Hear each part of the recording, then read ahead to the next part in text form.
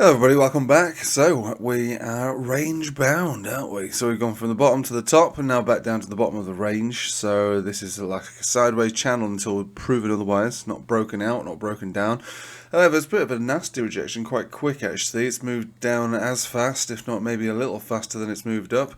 4% down. 4% down. Oh my god. So it wasn't completely unexpected. Just to recap, we had the regular bullish divergence, led to the move up. Had the hidden bearish divergence, led to the move down. Regular bearish divergence on the money flow index as well. Also range bound and hit the resistance.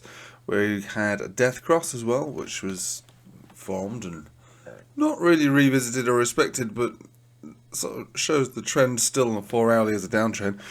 And the daily is back down to the 200s exponential and simple and hit that, well, the top of the range. So quite a nasty old rejection early on in the morning here.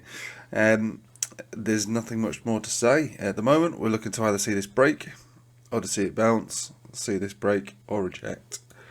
That is it. Moving over to the weekly. So the weekly, again, I mean, all time frames are the same, aren't they? When you're looking at horizontal ranges like this, let's go to a 1 hourly. Is there anything interesting to talk about here?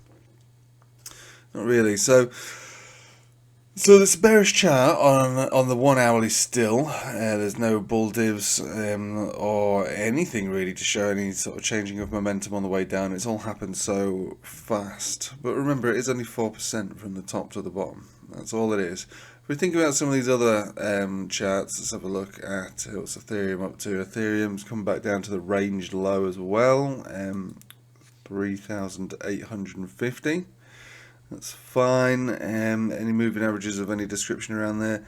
Not quite, actually. The only other thing we've got is the 200 exponential a little bit below it. It might have to do that. We've also got the 20 moving average. There's another $64 below. So the centre of a Bollinger Band on the weekly sitting at 3,800 exactly. No bull divs on this one. Nothing like that. No bull divs on this one. No, nothing. Any bull divs on this one? No, because it's actually a series of higher lows, actually. We do have the bearish divergence, so we might be looking for it to come down further. Alright, any other clues anywhere else in the world? What can we find to help satisfy our particular bias? So, stocks, bearish divergence, relatively hot money flow index. This is the S&P 500 pre-markets, basically. The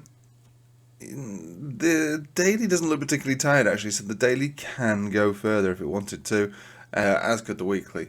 So that looks quite good, but I did notice that the dollar was having a little bounce, and let's have a look, see where we are based on the 4 hourly. Alright, so we were wondering if this was going to reject. It has not. It is now broken out. And actually the 4 hourly is working on a V-shaped recovery. That's what's happening. So you can look at it in a few ways, but really you're looking to try to take out this previous local high. About 99.5. That's where we're going. Which means that the Dixie, until further notice, wants to creep back up to 0.76% really. Moving over to the daily. We're broken above all moving averages, looking like it wants to go back higher. It might get rejected from a lower zone, maybe 99.42, or it might actually go higher than that into the death cross on the daily. So the dollar has a broken outie. So we're seeing some moves on the dollar now. And that might be what's causing a little bit of ripple in the crypto market today. It might be.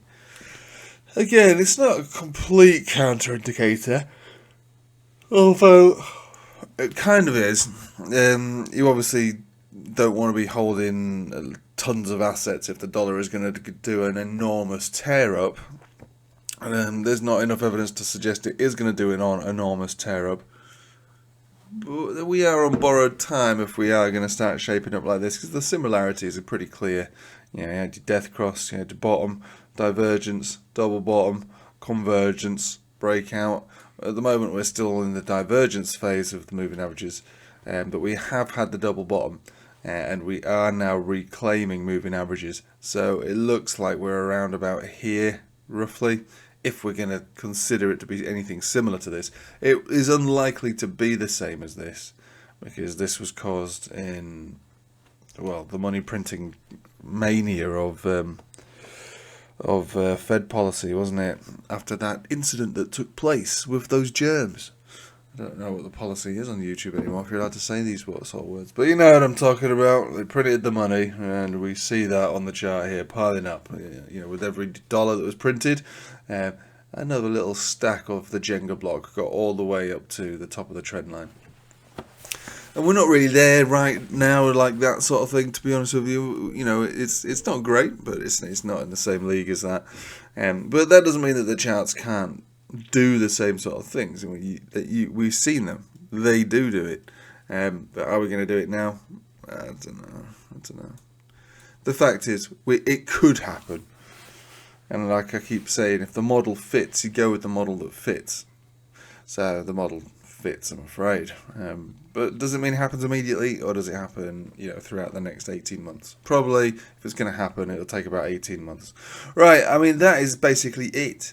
We're range bound, sitting at the bottom of the range. Are we going to get supported, or are we going to break? If we break, we would probably try to make an attempt at a double bottom, and if that fails, $101,000, $102,000 is on the cards for what I think would probably be the major bottom, where we get particularly excited about what the reversal would look like. Until then, though, hold your breath. Thanks for watching. Take it easy.